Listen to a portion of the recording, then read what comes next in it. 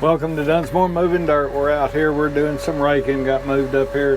Dozer up here yesterday, my drag, and I got my rake up here this morning, and want to rake a little bit here till a little bit after dinner or something, and then come back Monday and rake some more. It's raking pretty good. It's just getting used to this thing on the rake with the rake.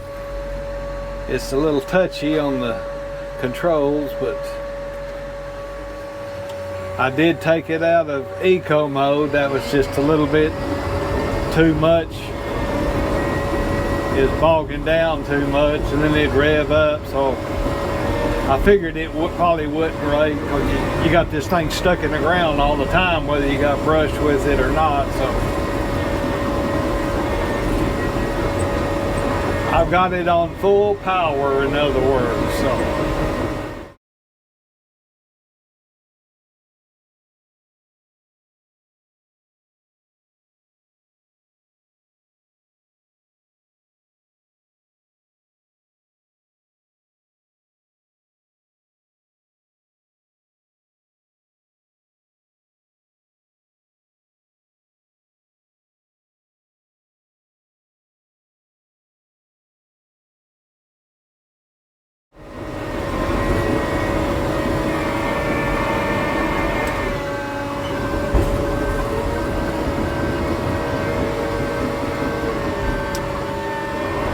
I was going to rake east and west, but the wind's kind of blowing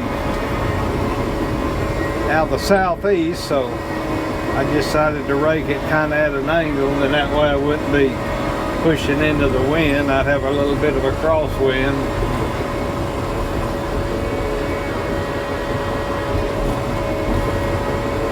This is the first part that I grubbed, and you can see the leaves is pretty well turns yellow and real dark brown on them. You'll see a little bit of green sometimes.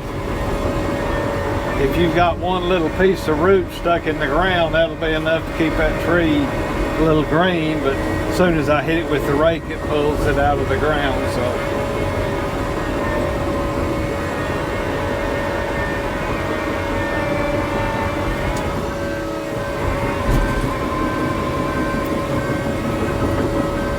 save a little of the paint.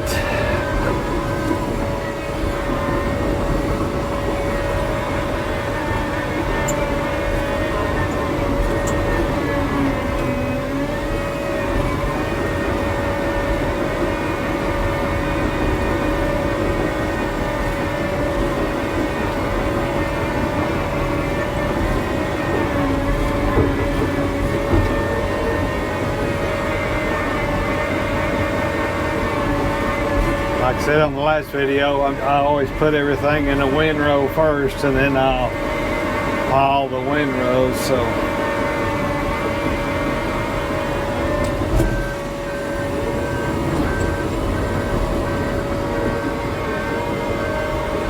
it seems to work better that way,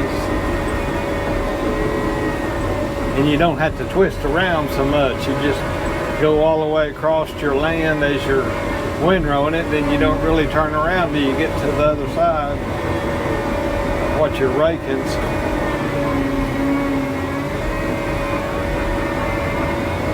See, that tree was still a little green. It just had a couple of those little roots stuck in the ground.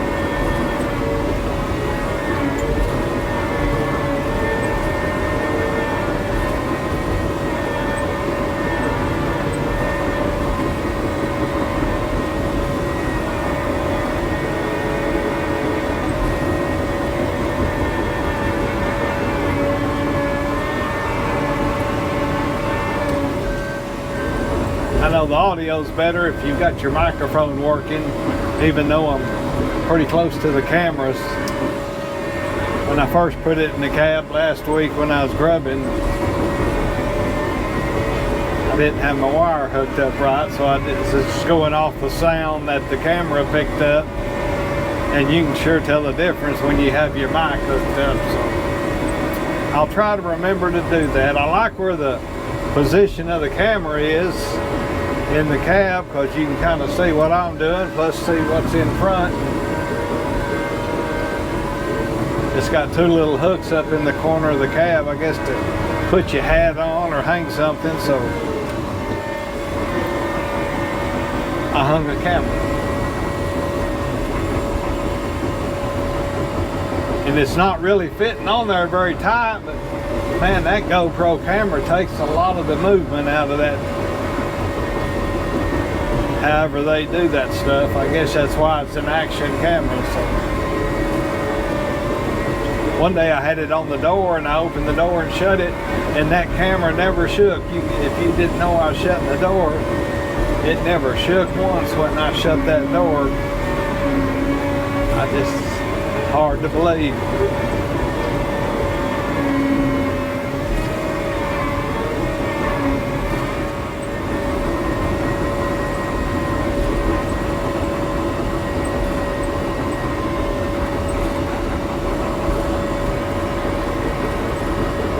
There's a lot of grass out here, so what little bit of dirt there is, it's kind of sticking to it, but it'll be cleaner in the piles than it is in the windrow, because you always tumble them a little bit before you tighten up that pile, so that gets a lot of the dirt out.